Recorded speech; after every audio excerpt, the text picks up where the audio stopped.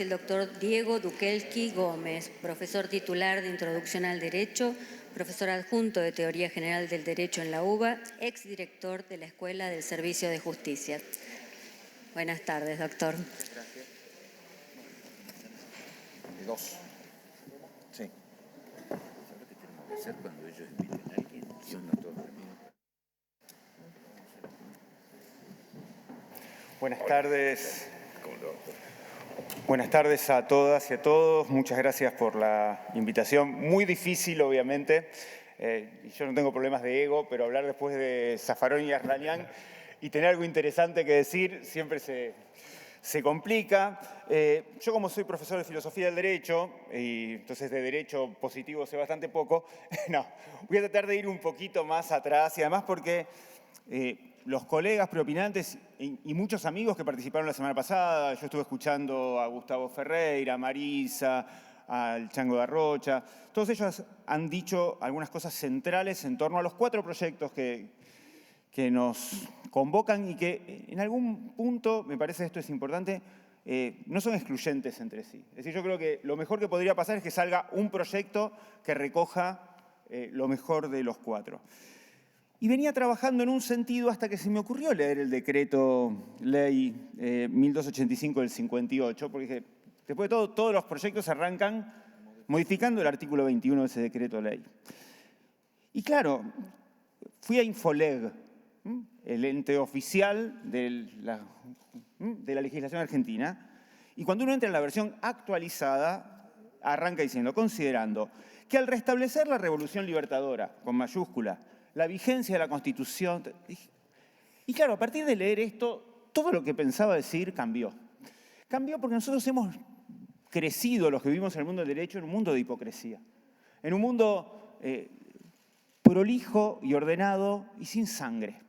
Y la verdad que no podemos entender el derecho de nuestro país, y supongo que de otros países tampoco, sin sangre y sin ver el lugar que al Poder Judicial le cupo en este momento, ¿no? Para empezar, como bien señaló Zaffaroni, una cosa que me tranquilizó mucho es que un montón de cosas que iba a decir ya las dijo Raúl, es decir, que si uno iba a decir lo mismo que Zaffaroni, tan mal no está, ¿no? Señalar, por ejemplo, que uno de los integrantes de la Corte de Mitre, que fue la primera corte que existió, fue el instigador del fusilamiento de Dorrego, ¿no? Entonces, y cuando uno ve los currículums de Salvador Madrid del Carril y demás, ve que dice, destacado miembro del Partido Unitario. Y acá entra uno de los puntos que está presente en varios proyectos. Nuestro Poder Judicial se construyó unitariamente, a pesar de haber Alberdi copiado la Constitución de los Estados Unidos, porque lo real es que este país nunca fue federal, más allá de haber copiado la Corte. Y esto se ve muy claramente, y perdón que me vaya a viejos autores, aunque estamos hablando de un tema de actualidad, con el debate entre Juan Bautista Alberdi y Vélez Sarsfield. Yo no sé, que está bajo 5 llaves en la Facultad de Derecho, porque los civilistas no quieren que se sepa, que cuando Vélez le mandó el código a Alberdi se lo devolvió diciendo esto es una porquería. Porque vos traés el unitarismo del imperio napoleónico a nuestro país que pretendía ser federal. Y digo esto porque uno de los puntos cruciales del proyecto, y que mucho se ha dicho ya, tiene que ver con el federalismo. Y el federalismo no simplemente por la representación, porque está claro, y ya sabemos qué van a decir quienes se oponen a estos proyectos. Es decir, pero el Poder Judicial es un poder contramayoritario, el Poder Judicial no tiene que satisfacer los derechos del pueblo. Pero una cosa es la representación, que no es lo que se está discutiendo acá, y otra es la pluralidad de miradas. Porque lo otro que se asienta sobre la visión tradicional de nuestras facultades de derecho y de nuestros poderes judiciales, tienen que ver con una falsa idea del consenso. Ustedes vieron que el consenso está, yo diría, está sobrevaluado. Y está sobrevaluado porque tenemos que asumir que en las sociedades, además de haber consensos, hay conflictos. Algunos insoslayables. Me perdonará Nino desde donde esté, pero nosotros podríamos estar, sentamos a Malala y a Videla y pueden discutir años y afortunadamente nunca se van a poner de acuerdo.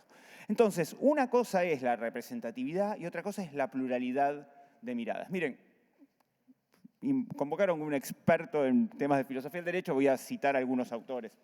Hay un autor muy interesante, que quien sabe algunos de ustedes conocen, que es portugués, pero es un portugués del sur, que es Boaventura de Sousa Santos. Boaventura dice que los tres principales modos de dominio en el sur global son el capitalismo, como todos sabemos, el colonialismo y el patriarcado.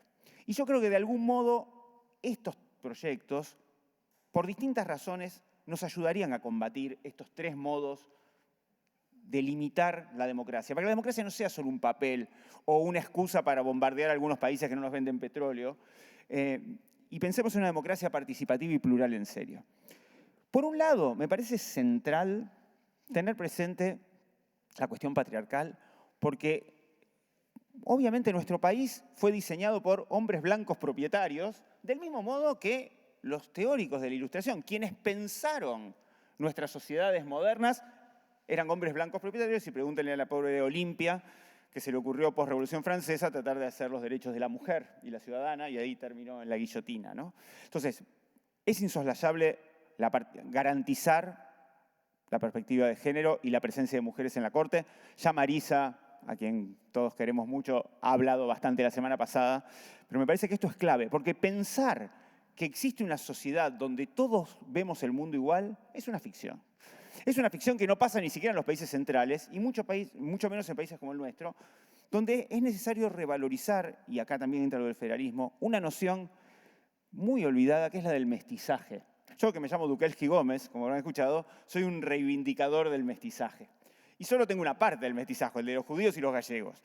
Pero me parece que nuestros países son países mestizos y todavía no lo hemos reconocido. ¿Por qué? Porque los diseños institucionales vinieron de otros hombres blancos que, entre otras cosas, se encargaron además de masacrar a los pueblos originarios. La otra cuestión que va a ser muy discutida en estos días, cuando este proyecto o alguno de estos proyectos llegue al recinto, va a tener que ver con la independencia del Poder Judicial. Raúl Zaffaroni explicó muy bien la distinción entre independencia externa e independencia interna, pero no se detuvo, lo mencionó, pero no se detuvo en un punto que es crucial. Nuestras instituciones democráticas, e incluso las viejas declaraciones de derechos humanos, fueron pensadas para protegernos del monstruoso lobo artificial que había sido el Estado, ¿no? Pensamos el Estado como un modo de poner freno al hombre lobo del hombre y construimos un monstruo. Ahora, ese monstruo que era el Estado no sigue siendo el sujeto más poderoso. Hoy, en nuestros países, sabemos que hay actores privados mucho más poderosos que el Estado. Basta ver los presupuestos que manejan las principales empresas transnacionales y compararlo con el PBI de cualquiera de nuestros países.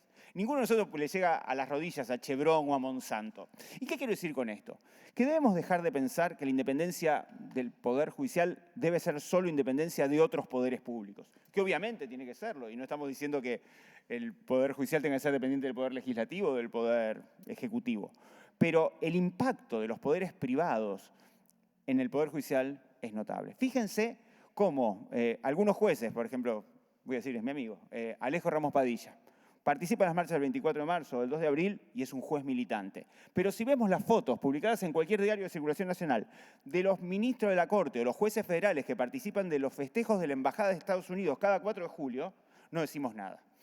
Y digo esto porque uno de los proyectos, el 849, agrega a la discusión de la que ya se ha hablado mucho sobre número de jueces y a la perspectiva de género y al federalismo, legislar sobre algunas medidas que estaban en el decreto autolimitativo que en su momento dictó Néstor Kirchner. Saber quiénes son los clientes a los que atienden nuestros magistrados, saber dónde se han formado. Y acá aparece también lo del colonialismo, que el colonialismo es doble en nuestros países, el colonialismo interno y el externo.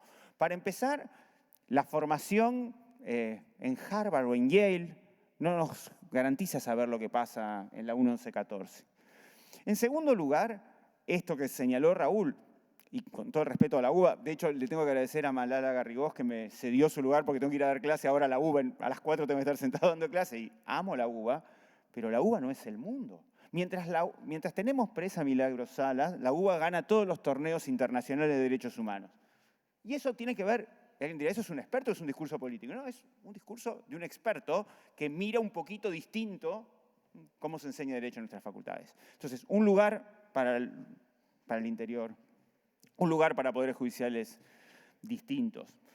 la idea de repensar la independencia frente, por ejemplo, a los poderes mediáticos. Porque fíjense, hace poco, por ejemplo, un miembro de la Corte dijo, y si no fuera que se puede leer de alguna manera, estaría bastante de acuerdo, una Corte no tiene que ser popular, sino que tiene que ser prestigiosa. Salió en todos los medios hace un mes, un miembro de la Corte. Y yo estoy de acuerdo en que no tiene que ser popular en el sentido de dictar lo que dice el notero de TN, que los jueces no tienen que sancionar conforme lo que digan los noticieros.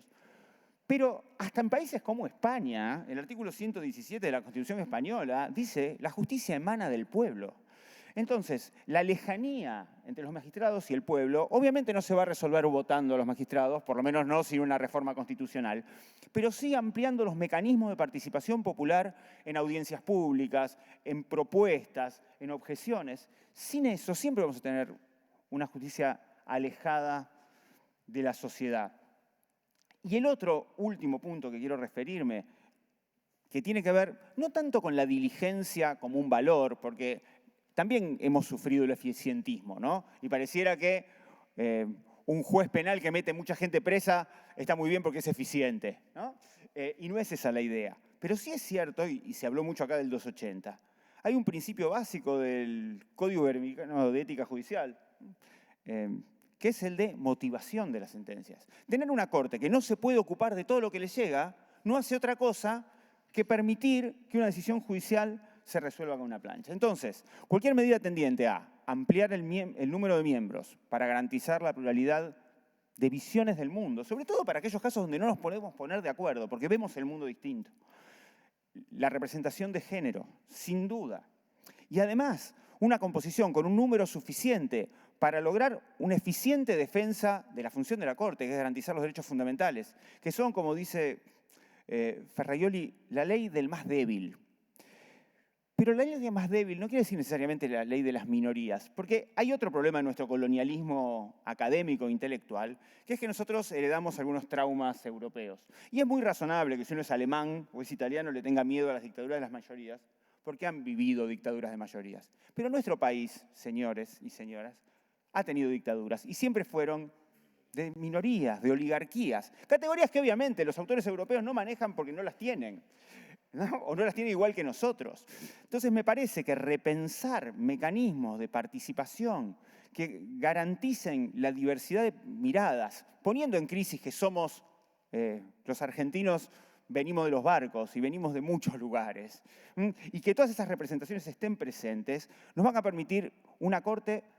Obviamente que sería mucho mejor cambiar la Constitución y poder hacer otras cosas. Pero digo, aún con lo que estamos, una Corte que no esté alejada de la realidad y que sin hacer populismo mediático, logre garantizar los derechos de quienes más lo necesitan. Solamente esto. Muchas gracias, doctor.